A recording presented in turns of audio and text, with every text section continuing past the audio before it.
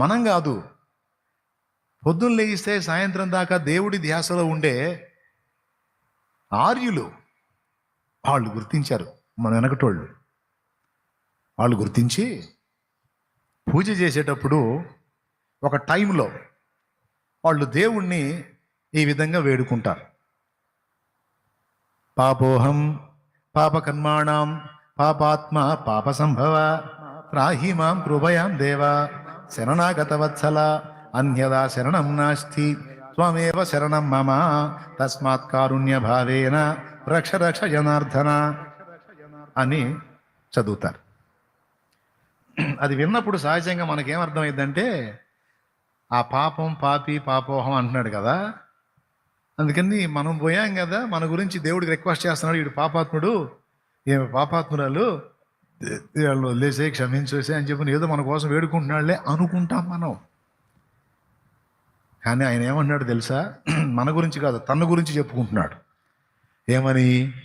పాపోహం అంటే నేను పాపిని, పాపకర్మాణం అంటే నేను పాపకర్మలే చేస్తున్నాను, పాపాత్మ నా ఆత్మ కూడా పాపం చేతనే ఉంది, పాప సంభవ అసలు నా పుట్టకే పాపంలో పుట్టాను, రాహిమాం కృపయాం దేవా అంటే ఓ కృప కలిగిన దేవుడా నీ శరణుకు వచ్చాను, నీ శరణు వచ్చాను, అన్యదా శరణం నాస్తి అంటే నాకు వేరే వేరే మార్గాల్లో రక్షణ లేదు.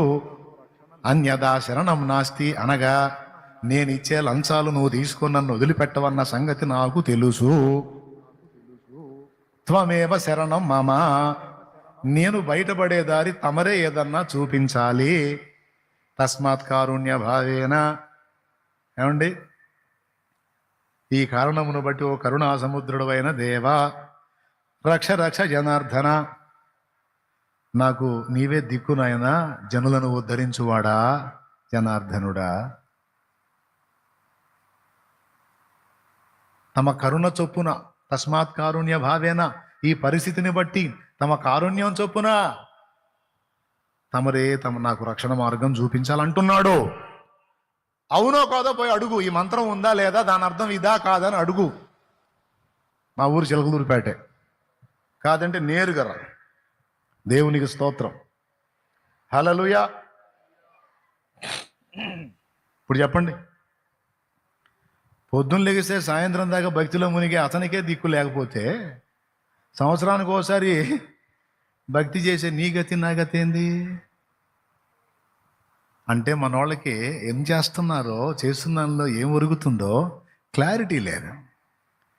మన వాళ్ళు ఏవేవి ఆధారం చేసుకున్నారో అవి మన వారిని రక్షించలేవన్న సత్యం మన వాళ్ళకి అర్థం కాల.